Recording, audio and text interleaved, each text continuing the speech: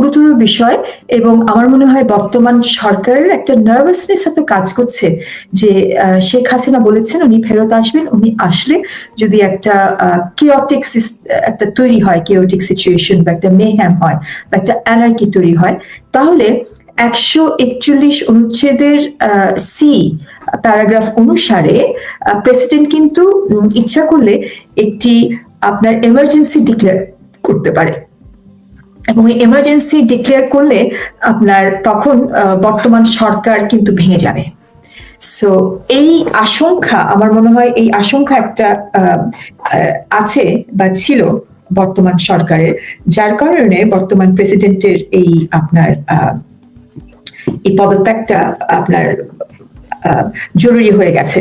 এখানে বলছে যে যুদ্ধ বা বহিরক্রম বা অভ্যন্তরীণ গোলযোগের বিপদ আসন্ন বলিয়া রাষ্ট্রপতির নিকট সন্তোষজনকভাবে প্রতীয়মান হইলে প্রকৃত যুদ্ধ বা বহিরাক্রম বা অভ্যন্তরীণ গোলযোগের সংঘতির হইবার পূর্বে তিনি অনুরূপ যুদ্ধ, বহিরাক্রম বা অভ্যন্তরীণ গোলযোগের জন্য বাংলাদেশ বা উহার যে কোনো অংশের নিরাপত্তা বিপন্ন বলিয়া জরুরি অবস্থা ঘোষণা করিতে পারিবে। সো এই ক্ষমতাটা প্রেসিডেন্টের আছে। সো সেই কারণেই হয়তো বিএনপি মনে করছে যে আমাদের প্রেসিডেন্ট শাহাবুদ্দিন চুপ্পু সাহেবকে যেহেতু শেখ হাসিনা অ্যাপয়েন্ট করেছিলেন, উনি ফিরলে যদি বাংলাদেশের যে কোনো জায়গায় এরকম একটা গোলযোগের সম্ভাবনা থাকে বা হচ্ছে, তখন প্রেসিডেন্ট কিন্তু একটা এমার্জেন্সি ডিক্লেয়ার করতে পারে এবং এমার্জেন্সি ডিক্লেয়ার করলে তখন কিন্তু বর্তমান সরকারের ভেঙে দেওয়ার সম্ভাবনা আছে। তো সেই কারণেই তারা 5 মাস কন্টিনিউ করেছিলেন বিগত আমাদের প্রেসিডেন্টকে নিয়ে। কারণ এখানে একটা কারণ নিশ্চয়ই থাকতে পারে যে তত্ত্বাবধায়ক সরকারের আদলে একটা যখন নির্বাচন হবে, বর্তমান বিএনপির পক্ষে যিনি নিয়োগ পাবেন প্রেসিডেন্ট হিসেবে, তিনি যাতে কন্টিনিউ করতে পারেন এই আপনার তত্ত্বাবধায়ক সরকারের সময়ে, তিনি যাতে জি। সো সেই কারণে শাহাবুদ্দিন চুপ্পু সাহেবকে এতদিন রাখা হয়েছিল এবং শাহাবুদ্দিন চুপ্পু সাহেব কিন্তু নিজেও অনেকবার বলেছেন যে একটা নির্বাচন হওয়ার পরে উনি নিজেই কিন্তু রিটায়ারমেন্টে যেতে চান। সো আমি একটা ক্রেডিট আমার মনে হয় প্রেসিডেন্ট শাহাবুদ্দিন চুপ্পুকে দেওয়া দরকার, সেটা হচ্ছে উনি ভয়ে পদত্যাগ করেছে, এটা আমার মনে হয় না সঠিক। কারণ ওনার উপরে কিন্তু নানা রকমের আক্রমণ বা মব হয়েছিল এবং জামাত, এনসিপি, জঙ্গিরা তার উপরে এবং তার বাসভবনের সামনেও একবার না একাধিকবার আক্রমণ হয়েছিল, কিন্তু উনি কিন্তু সাহসিকতা দেখিয়ে অনড় থেকেছিলেন এবং এই ইন্টারিম সরকারের সময় সাংবিধানিক ধারাবাহিকতা কিন্তু এই প্রেসিডেন্টের কারণে কিন্তু কন্টিনিউ হয়েছিল। প্রেসিডেন্ট পদত্যাগ দিলে বাই অপারেশন অফ ল যিনি স্পিকার, তিনি কিন্তু অস্থায়ীভাবে প্রেসিডেন্টের দায়িত্ব পালন করবেন। কিন্তু আমরা দেখেছি শেখ হাসিনার সময় যিনি স্পিকার ছিলেন, পার্লামেন্ট ভেঙে দেওয়ার পরে সব এমপি শিপতে এমনি চলে যায়, কিন্তু স্পিকার কেন পদত্যাগ করলো? এটা প্রয়োজন ছিল না। এবং এমন একটা এবং স্পিকারকে কি আমরা বলতে পারি যে তাকে গান পয়েন্টে তাকে জোরপূর্বক পদত্যাগ করতে বলেছে? এটা তো আমাদের বলা সাজে না, কারণ ইউনূসের সময় কিন্তু ওনার কিন্তু কোনো অ্যারেস্ট হয়নি, কোনো কিছুই হয়নি এবং ভালোভাবেই ছিল এবং এই সরকার আসার পরে ওনাকে সুযোগ করে দেওয়া হয়েছে যে যাতে উনি একটা বেল পেতে পারে, উনি যাতে ফিউজিটিভ না থাকে, রাইট? সো ওনাকে অ্যারেস্ট করে আমরা দেখলাম খুব অল্প সময়ের ভিতরেই উনি বেল মুভ করা হলো এবং ওনাকে ছেড়ে দেওয়া হলো। সো অর্থাৎ বর্তমানে দেখেন একইভাবে বাই অপারেশন অফ ল বর্তমান যিনি স্পিকার তিনি কিন্তু প্রেসিডেন্টের আপনার পদে অস্থায়ীভাবে দায়িত্ব পালন করছেন এবং সেটা উনি করতে পারেন 90 দিন পর্যন্ত। সো এখন আসেন বিএনপির প্রয়োজন তাদের দলীয় অনুগত্যশীল যিনি আছেন তাকে একটা প্রেসিডেন্টের নিয়োগ দেয়। আমরা কতগুলো নাম শুনছি, মঈন খানের নাম আছে, আপনার যিনি বিএনপির হাল ধরেছিলেন দুঃসময়ে, তার নামও শুনতে পাচ্ছি, ইভেন আইরিন খানের নামও আমরা শুনতে পাচ্ছি। এটা জরুরি এই কারণে, অ্যাম্বাসেডর হারুনুর রশিদ আপনি জানবেন যে সার্জিও গোর এই 48 ঘন্টার ভেতরে বাংলাদেশে আসার কথা এবং ওনার দুটো টুপি উনি পরে আছেন। একটা হচ্ছে উনি আমেরিকান অ্যাম্বাসেডর ভারতে এবং দ্বিতীয় টুপি হচ্ছে উনি সাউথ এশিয়ার এই জিও পলিটিক্সের বিষয়টা উনি দায়িত্বপ্রাপ্ত, অর্থাৎ এই বর্তমান মার্কিন সরকারের খুব অন্দরমহলের লোক উনি। Okay, so he is very close to the current president. উনি কেন এত আপনার তৎপর হয়ে উনি কেন আসছেন? দুটো কারণ। প্রথমে হচ্ছে ইউএস চাইবে, ডিপ স্টেট চাচ্ছে যে প্রেসিডেন্টের পদে ডিপ স্টেটদের অনুগত কাউকে বা তাদের অ্যাসেট কাউকে বসাতে। আর দুটো হচ্ছে এই চায়না ভিজিট, বাংলাদেশের বর্তমান প্রধানমন্ত্রীর চায়না ভিজিট। আপনি যদি অনুমতি দেন আমি এটা দুটো একটু প্লিজ, এটা খুব গুরুত্বপূর্ণ। তার মানে আমি যেটা বুঝতে পারছি যে তারেক রহমান সাহেব অলরেডি তার ফরেন পলিসিতে 2-3 নৌকায় পা দিয়ে ঝামেলায় আছেন, এবং প্রত্যেক পক্ষ চাচ্ছে যে তিনি কোন পক্ষে মানে পা তুললে আরেক পক্ষে নিবেন, এরকম একটা কিছু। আপনি কন্টিনিউ করেন, আমি বুঝতে পারছি। তারেক রহমান দুদিক থেকে স্যান্ডউইচড। ওকে, সো আমরা ওইটাকে একটু বিশ্লেষণ করব। প্রথমে যেটা প্রেসিডেন্ট, আপনি দেখবেন বিএনপি দলীয় অনুগত্যে যারা, তাদের বাইরে দুটো নাম আমরা শুনছি। একটা হচ্ছে বর্তমানে যিনি ক্যাবিনেট সেক্রেটারি, ওকে, কথিত আছে উনি নাকি one of the founder of Hizb ut Tahrir. এখন আমরা ফ্যাকচুয়ালি দেখি উনি ক্যাবিনেট সেক্রেটারি কবে হলেন? যেদিন তারেক রহমান প্রধানমন্ত্রী হিসেবে শপথ নিচ্ছেন, সেদিন ইউনূস অ্যাপয়েন্টমেন্ট দেয় বর্তমান ক্যাবিনেট সেক্রেটারির। অর্থাৎ বিএনপি সরকার কিন্তু এই ক্যাবিনেট সেক্রেটারিকে নিয়োগ দেয়নি, এবং এই 5 মাসে বিএনপি সরকার কিন্তু রদবদল করে তাদের নিজেদের লোক ক্যাবিনেট সেক্রেটারি বা বিভিন্ন সিভিল অ্যাডমিনিস্ট্রেশনে বসাতে পারেনি তাদের নিজেদের লোক। তো তাহলে একটা অদৃশ্যভাবে একটা প্রেশার কোথাও না কোথাও অপারেট করছে। সো এটা আমাদের বোঝা দরকার। এবং ডিপ স্টেট যেটা চাচ্ছে যে ইউনূস তাদের অ্যাসেট, ইউনূস অ্যাপয়েন্টমেন্ট দিয়েছে বর্তমান ক্যাবিনেট সেক্রেটারি, তার নাম আসছে প্রেসিডেন্ট হওয়ার জন্য, অথবা ইউনূস নিজেই। এবং এই প্রেসিডেন্টের পদত্যাগটা হলো কবে, এটাও আমাদের বোঝা দরকার। বর্তমান প্রেসিডেন্ট পদত্যাগ করলেন যখন বর্তমান সেনাপ্রধান দেশের বাইরে। আপনি দেখবেন ডিউরিং দ্য ইন্টারিম পিরিয়ড সেনাপ্রধানকেও সরাবার জন্য অনেক পায়তারা ছিল, প্রেসিডেন্টকেও সরাবার জন্য অনেক পায়তারা ছিল। এবং দাবার বোর্ডের মতো প্রেসিডেন্ট এবং সেনাপ্রধান কিন্তু একে অপরের নিজস্ব স্বার্থে, হ্যাঁ, নিজের স্বার্থে একে অপরকে সাপোর্ট দিয়েছে, রাইট? এবং এই দুইজনকে কেন তারা সরাতে চাচ্ছিল? কারণ এই দুইজন কে নিয়োগ দিয়েছিলেন বিগত শেখ হাসিনার সরকার। এই দুইজন শেখ হাসিনা সরকারের পক্ষে কতটুকু কাজ করেছে করেনি সেটা আওয়ামী লীগ বলবে, এবং আওয়ামী লীগের অনেকেই বলে তারা আওয়ামী লীগের পক্ষে অবস্থান নিচ্ছে না বা নেয়নি, ঠিক আছে, বা তারা বিট্রে করেছে, এরকম কথা আমি শুনেছি অনেকের মুখ থেকে। কিন্তু সেটা আমাদের জন্য প্রাসঙ্গিক নয় এই মুহূর্তে, কারণ বিএনপি সরকার বা ইউনূস সরকার তাদেরকে কখনোই বিশ্বাস করে না, বিকজ তাদেরকে নিয়োগ দেওয়া হয়েছে আওয়ামী লীগ সরকারের সময়। এবং এটাও প্রশ্ন আপনার থাকতে পারে যে সেনা প্রধানের উপরেও এরকম খর্ব আসবে কিনা। এবং যেহেতু সেনা প্রধানকে ধরা হয় যে শেখ হাসিনার আপনার কাজিন বোনের জামাই শেখ হাসিনার পারিবারিক ভাবে জামাই আদর পেয়েছে, এরকম অনেকে বলেন। So that is yet two be seen. So what is interesting আমাদের প্রেক্ষিত থেকে, সেটা হচ্ছে সেনাপ্রধান যখন দেশে নাই তখন হচ্ছে এই আপনার প্রেসিডেন্টকে এটা হলো, এটা হচ্ছে একটা।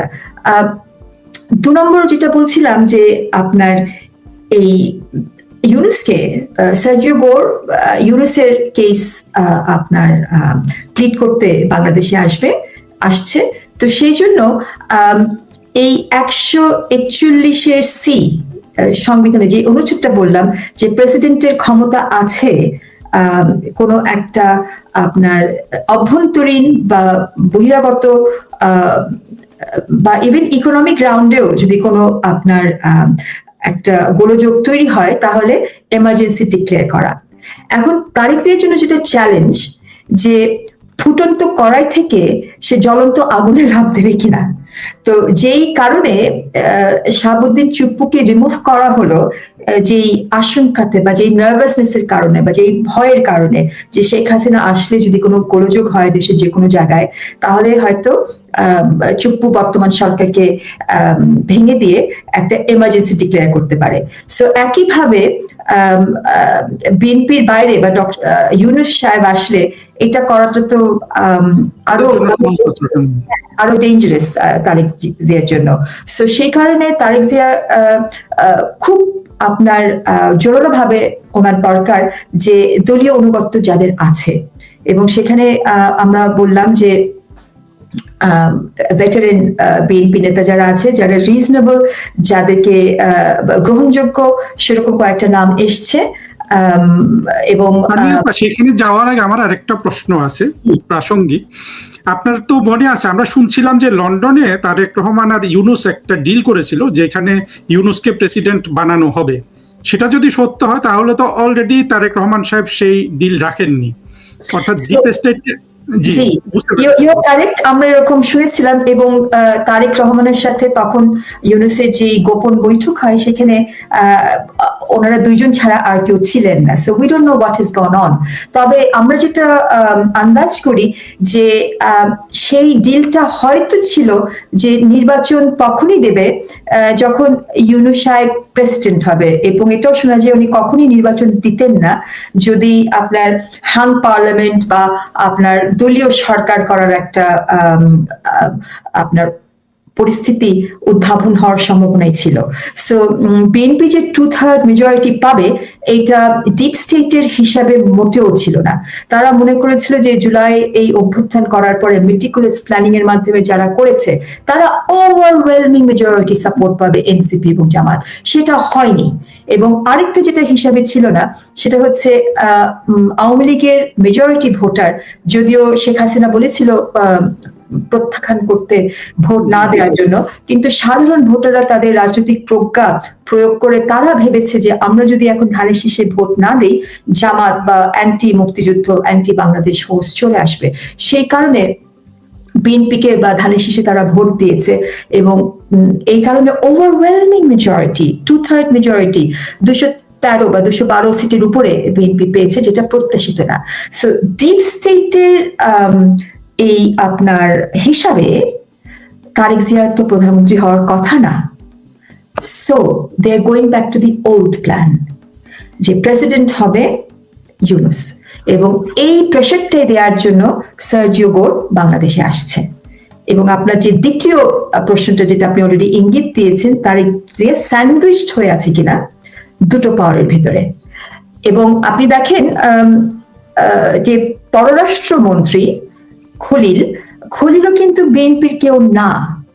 সেটাও যেমনটি ক্যাবিনেট সেক্রেটারিকে নিয়োগ দিয়েছিল ইউনূস, এবং ইউনূসের ক্যাবিনেটে যে আপনার সিকিউরিটি অ্যাডভাইজার ছিল তাকে কিন্তু বসিয়ে দেওয়া হলো পররাষ্ট্রমন্ত্রী হিসাবে।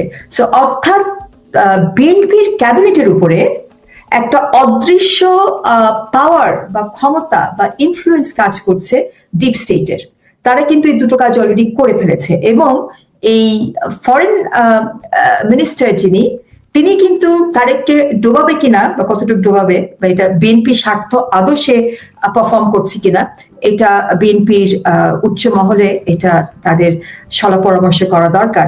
কারণ তিনি কিন্তু তারেককে প্রথমে নিয়ে গেলেন চায়নাতে, এবং এটা বুমারাং কেমন করে হয়েছে সেটা বলছি।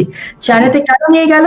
কারণ সাধারণত প্রধানমন্ত্রীর প্রথম ভিজিট হয় ভারতে, এবং যেহেতু অ্যান্টি ভারত একটা অবস্থান নিতেই হবে, এবং এটা আপনার বিএনপিকে নিতে বাধ্য করা হলো, যেহেতু আপনি দেখেন যে ফরেন মিনিস্টার নিজে কিন্তু ভারতে প্রথম গেলেন, রাইট? কিন্তু তারেক জিয়াকে নিলেন না। অর্থাৎ নিজে ভালো থাকার একটা পায়তারা করলেন, এবং ভারতের যাতে ওনার পক্ষে যাতে সাপোর্ট থাকে, president of UNGA, UN general অ্যাসেম্বলির উনি প্রেসিডেন্ট নিয়োগ হলেন, সেটার জন্য উনি আপনার জয়শঙ্করের সাথে একসাথে মালদ্বীপে গেলেন, কিন্তু উনি প্রথমে ভারতে গেলেন।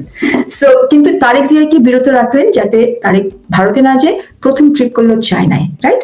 চায়নাতে গিয়ে খুব ভালো কাজ হয়েছে বাংলাদেশের পক্ষে, আমি মনে করি যে $9 বিলিয়ন ইনভেস্টমেন্টের কমিটমেন্ট তারেক জিয়া নিয়ে এসেছে চায়না থেকে। ওয়ান্ডারফুল, কারণ বাংলাদেশের উন্নয়ন হোক, ইনভেস্টমেন্ট হোক, সেটা আমরা সকল নাগরিকই সেটা চাই। কিন্তু চায়নার তো কন্ডিশন আছে, চায়না তো $9 billion investment just like that করবে না। তারা চাইবে যে বাংলাদেশের সাথে মিয়ানমার এবং কুনমিং পর্যন্ত চায়নার একটা ইকোনমিক করিডোর হবে। ওই একই করিডোর এই Khalil during Yunus tenure commit করেছে যারা বিচ্ছিন্নবাদী মিয়ানমারের, যে তাদেরকে সোকল ত্রাণ দেবে। আরাকান ওইখানে তো আমরা কোনো ফেমিনের শুনলাম না, কিছুই শুনলাম না। আর এরা প্রথমেই বললো যে এখানে ত্রাণের জন্য এটা করছে। মানে বাংলাদেশের মানুষকে কত ভাবে এইরা বোকা বানাচ্ছে। জাস্ট আমার একটা মন্তব্য, আর কিছু না, আপনি চালান। যে ফেমিন নাইফে বা কোনো বাংলাদেশের মানুষকে বোকা বানাবার এত সহজ না। বাংলাদেশের মানুষ যথেষ্ট জ্ঞান গরিমা রাখে। সো এখানে যে করিডোর আপনি দিচ্ছেন, আপনি নিজেই একজন অ্যাম্বাসেডর এবং আপনার ভূ রাজনৈতিক বিষয়ে আপনার যথেষ্ট দক্ষতা আছে। আপনিও আমাদের দর্শককে সেটা বলতে পারেন যে দেখেন, মিয়ানমার তো জাতিসংঘের একটা মেম্বার স্টেট, যাদের সঙ্গে বাংলাদেশের ডিপ্লোম্যাটিক রিলেশনশিপ বিদ্যমান। মিয়ানমারের সাথে যারা বিচ্ছিন্নবাদী, তাদেরকে কিভাবে বাংলাদেশ ত্রাণ বা যে কোনো সাহায্য দেয়? কারণ তারা হচ্ছে বিচ্ছিন্নবাদী, এবং তারা আবার এই যে রোহিঙ্গাদেরকে আমরা রেখেছি, তাদেরকে সহ্য করতে পারে না, দেখতে পারে না। সো বাংলাদেশ তো অলরেডি ত্রিমুখী একটা স্যান্ডউইচের মধ্যে এমনি পড়ে আছে। কারণ আমরা দেখছি যে মিয়ানমার থেকে যখন গোলাগুলি হচ্ছে, উপচে কিন্তু বাংলাদেশের বর্ডারের ভিতরে পড়ছে, রাইট? এবং সেটা কিন্তু ইন্টারন্যাশনাল লতে is a provocation, it's kind of a war. আমরা কিন্তু রিটালিয়েট করতেই পারি। সেটা শাহাবুদ্দিন সাহেব কিন্তু এটা করেননি, এবং তৎকালীন আর্মি চিফ বলেছিলেন হোয়াট ব্লাডি করিডোর, খেয়াল আছে?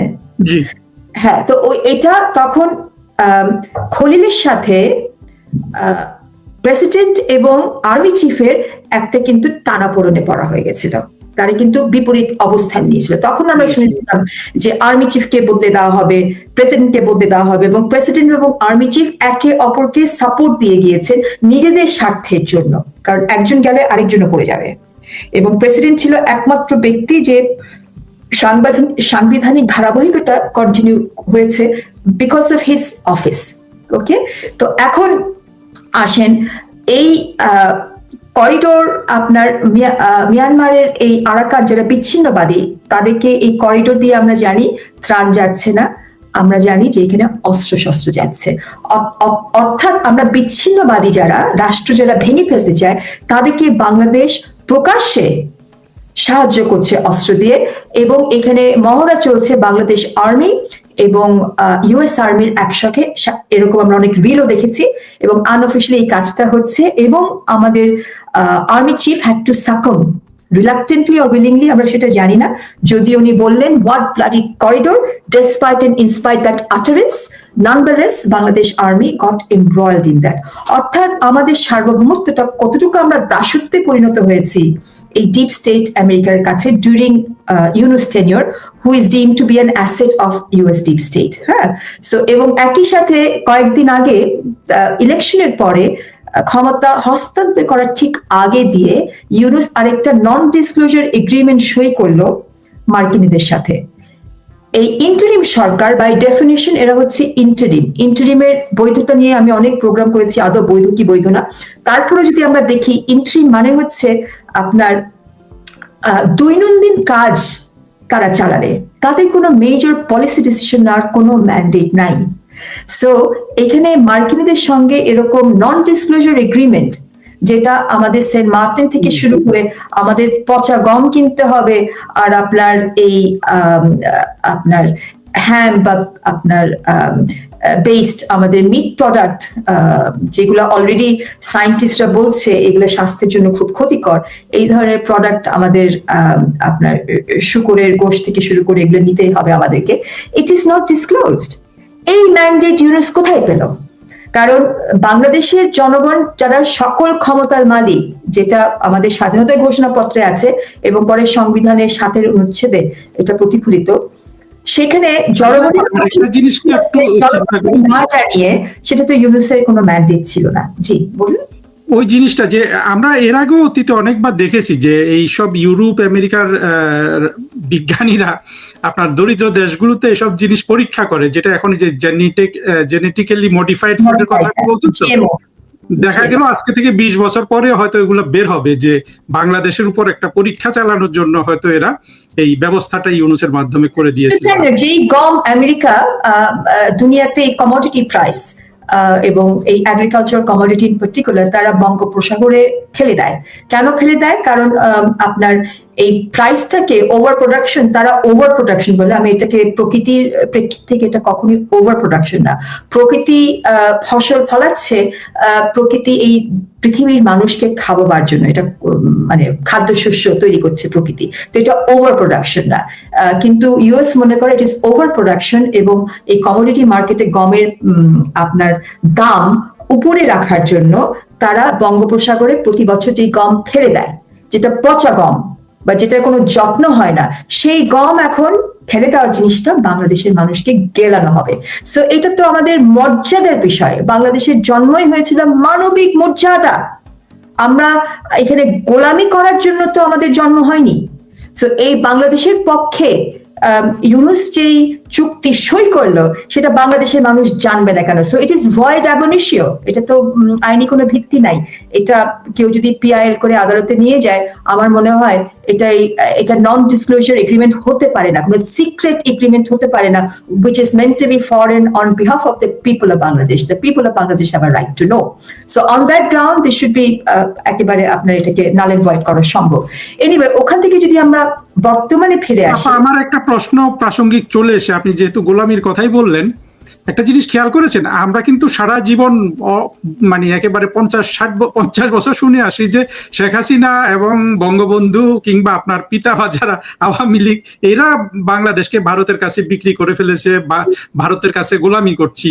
কিন্তু এখন তো আপনার কথা মনে হচ্ছে যে প্রথম একটা গোলামির ঘটনা ঘটেছে ইউনূসের। হ্যাঁ, এটা প্রথম কি শেষ আমি জানি না। এই সমস্ত ফালতু রেটরিকে আমি আপনার মূল্যবান সময় বা আমাদের মূল্যবান সময় নষ্ট করতে চাই না। এরকম কোনো চুক্তি থাকলে কেউ যদি দেখায়, তখন ইন্টেলিজেন্ট ভাবে I can apply my mind. তো এরকম চুক্তি, এই সমস্ত আপনার জুজুর ভয় বা জুজুর কথা যারা বলে, তাদেরকে আমার মনে হয় তাদের উচিত নিজেদের মুখ ধোয়া, বিকজ এটার কোনো, তারা যেহেতু কোনো এভিডেন্স দেখাতে পারছে না, they should just shut up. Alright, so either you show it, বিশ্বাস করে বাংলাদেশের একটা বড় অংশের মানুষ তো এগুলো বিশ্বাস করেছে এবং আমরা আমার মনে হয় না এটা কেউ বিশ্বাস করে। সো আমরা আবার এখানে যেটা নন এক্সিস্টেন্ট, সেটা নিয়ে কেন আপনার প্রোগ্রামের মূল্যবান সময় নষ্ট করছে? Because it doesn't exist. 50 বছরে কেউ কিছু রকম চুক্তি তো দেখাতে পারে না কোনো কিছু। 1 নম্বর। 2 নম্বর, আপনার বাস্তবায়ন করতে হলে তো চুক্তির একটা ধারা বা একটা অনুচ্ছেদ বা একটা ওটার রেফারেন্স দিয়ে ইমপ্লিমেন্ট করতে হবে, right? So where is that? It is non-est, it doesn't exist. So এগুলো দেখেন, বাংলাদেশের মানুষ স্টুপিড না। সো কেউ যদি বিশ্বাস করে এখন আপনার যে একটা বট গাছ হচ্ছে, তার এই রমনার বট গাছটা হচ্ছে ভগবান, এবং সেটাকে আপনার প্রার্থনা সেই বট গাছের কাছে গিয়ে করতে হবে, সেটা তার ব্যক্তিগত বিশ্বাস, যা খুশি জাহান্নামে যা করুক। এটাকে নিয়ে কেন আমি সময় নষ্ট করব?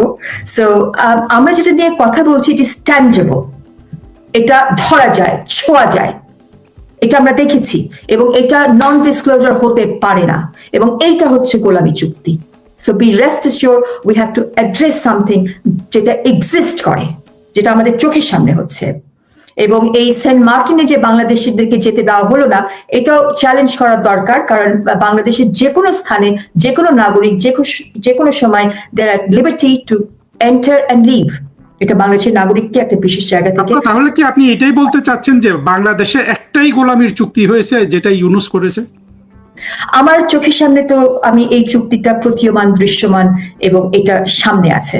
অন্য কোনো চুক্তির কোনো এভিডেন্স বা কোনো কিছু বা কোনো রেফারেন্স কোনো রাষ্ট্র দেখাতে শুধু পারেনি না, যেই রাষ্ট্র এটাকে উপরে ভর করে এটাকে ইমপ্লিমেন্ট করবে সেই রাষ্ট্র ওটার কোনো রেফারেন্স দেয়নি, বা বাংলাদেশও সেটার কোনো রেফারেন্স দেয়নি, রাইট? তবে এই চুক্তিকে ইমপ্লিমেন্ট করার জন্য আমাদেরকে এলসি খুলতে হচ্ছে, আমাদের কোষাগার থেকে টাকা যাচ্ছে, ট্যাক্স পেয়ারের টাকা। This has to be challenge. এটা কোনো সরকারের টাকা না, এটা আমার আপনার যারা আমরা ট্যাক্স পেয়ার, আমাদের ট্যাক্স পেয়ারের টাকা, এবং এই চুক্তি করা হয়েছে আমাদেরকে না জানিয়ে, সেটা করা সম্ভব না। এই চুক্তি ইজ নাল এন্ড ভয়েড। এই চুক্তি হলেই যে আমরা এখানে আমাদের মাথা বিক্রি হয়ে গেল তা না, এটা ম্যান্ডেট ছাড়া অবৈধভাবে চুক্তি করা হয়েছে।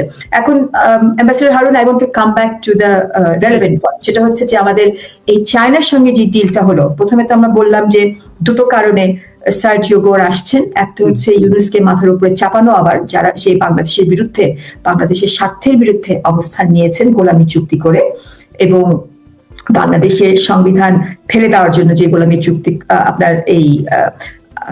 আপনার এই সংবিধান রিফর্ম করার নামে যেটা করেছে, এবং তার সঙ্গে ছিলেন আলী রেয়াজ। আলী রেয়াজ হচ্ছে একটা মার্কিনী আপনার এই একটা থিঙ্ক ট্যাঙ্কের উনি এখনো মেম্বার, যেটা আটলান্টিক ট্রিটি বাস্তবায়ন করার জন্য, নর্থ আটলান্টিক ট্রিটি। এবং সেটার আপনি যদি উইকিপিডিয়া বা গুগলে যান, এই নর্থ আটলান্টিক ট্রিটির মুখ্য উদ্দেশ্য হলো মার্কিনী আধিপত্য বিস্তার করা। যার বাংলাদেশি পাসপোর্ট নাই, সে আবার সংবিধান ধরার বা ছোঁয়ার এখতিয়ার কোথায় পায়? Who the hell is he? শুধু তাই না, সে তো অলরেডি অনেক কিছু করে গেছে। আমি আপনার কাছ থেকে শুনতে চাই আসলে এটা, সে তো বাংলাদেশি নাগরিক। যদি আপা বলেন, এই যে ইন্টারিমটা করলো তারা বেশিরভাগ কিন্তু বিদেশি নাগরিক, সেই ইউনুস কিংবা আরো অনেকে ছিল, আসছে। উনি যে এই সংবিধান সংস্কার কমিটি করলো, সেখানে ওনার সংবিধান নিয়ে কোনো জ্ঞান নেই, ঠিক আছে? এবং ওই কমিটিতে সংবিধান বিশেষজ্ঞ কেউ নেই, রাইট? সো এবং এই সংবিধান সংস্কার এবং বিএনপি ঠিকই অবস্থান নিয়েছে, সেটা কেবল করতে পারে 2/3 মেজরিটি পার্লামেন্ট। ভবিষ্যৎ পার্লামেন্ট কি করবে কি করবে না, সেটা কোনো কমিটি ভবিষ্যৎ পার্লামেন্টের উপরে গায়ে আপনার এরকম পারে না, তারা ইম্পোজ করার কোনো অবকাশ নাই, বিকজ পার্লামেন্ট ইজ ফ্রি। ভবিষ্যৎ পার্লামেন্ট কি করবে, অনলি পার্লামেন্ট ক্যান ডিসাইড। আপনি পার্লামেন্টকে এরকম কোনো আপনি নিষেধাজ্ঞা বা কোনো প্যারাজালে আটকাতে পারবেন না। এটা হচ্ছে মৌলিক পার্লামেন্টারি ডেমোক্রেসির মৌলিক ডক্ট্রিন। এবং উনি যদি নিজেকে দাবি করেন, এবং আলী রিয়াজ নিজেকে দাবি করেন একজন আপনার সোশ্যাল সায়েন্টিস্ট, বা উনি দাবি করেন উনি হচ্ছে পলিটিক্যাল সায়েন্সের কেউ, তো পলিটিক্যাল সায়েন্সের যে মৌলিক যে আপনার ডক্ট্রিন, যে ফিউচার পার্লামেন্ট বা পার্লামেন্ট ক্যানট বি আপনার fettered in any way, future parliament কি করবে না করবে সেটা কোনো কমিটি করে দিতে পারে না। হ্যাঁ, সো সেই কারণে তারা এখান থেকে আমার সংবিধানের যে মৌলিক কাঠামো, এটাকে তারা ভেঙে ফেলতে চেয়েছে, যেটা পার্লামেন্ট নিজেও করতে পারে না। পার্লামেন্টও আপনার সংস্কার করতে পারবে সংবিধানের, কিন্তু মৌলিক কাঠামো ডিস্ট্রয় করে করতে পারবেন না। অর্থাৎ আপনি যে রুমে আছেন বা আমি যেখানে আছি, বা সেই রুমটাকে যদি আমরা সুন্দর করতে চাই, আমরা সেটাকে ডেকোরেশন করতে পারি, আর্কিটেকচারাল চেঞ্জ আনতে পারি, কিন্তু যে মৌলিক কাঠামো আছে বা মূল পিলার আছে, সেটার গায়ে আমরা কুড়োল মারতে পারি না, কারণ কুড়োল মারলে মৌলিক কাঠামোতে ভেঙে পড়বে। তো সংবিধানের সেরকম মৌলিক কাঠামো ভেঙে ফেলে রিফর্মের নামে ডিস্ট্রয় করা সম্ভব না। অর্থাৎ স্বাধীনতার ঘোষণাপত্র এবং সংবিধানের যে ধারাবাহিকতায় আমাদের মৌলিক কাঠামো আছে, সেটা আমি চ্যালেঞ্জ দিয়ে বলতে পারি কখনো কোনো কালে কোনো সময়ে এটা কেউ মুছে ফেলতে পারবে না। অর্থাৎ মুক্তিযুদ্ধের যে মৌলিক চেতনা, যেটা বাংলাদেশ থেকে, বাংলাদেশের স্বাধীনতার ঘোষণাপত্র, আমার জন্মসনদ কেউ চেঞ্জ করতে পারবেন। এবং যারা বলে জন্মসনদে সেকুলারিজমের কথা নাই, দে আর মিস্টেকেন। আমি আপনাকে পড়ে শুনলাম, সেখানে বলা আছে যে সকল ক্ষমতার মালিক জনগণ।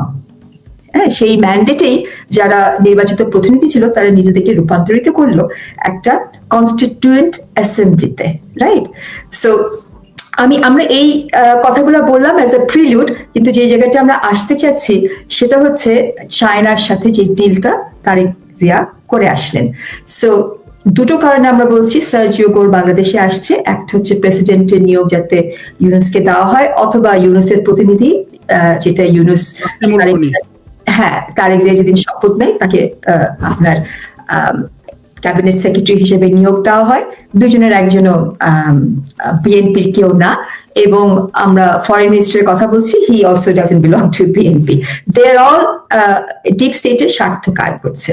এবং সেকেন্ডলি যেটা, যেই করিডোর এই ইউনুসের সময় দাসত্বের মতো, ইউনুস বাংলাদেশে যেখানে কোনো স্বার্থ নাই, যেটা যারা সেসেশনিস্ট তাদেরকে দেয়ার পায়তারা করছিলেন, সেই একই করিডোর এখন চায়না চাচ্ছে।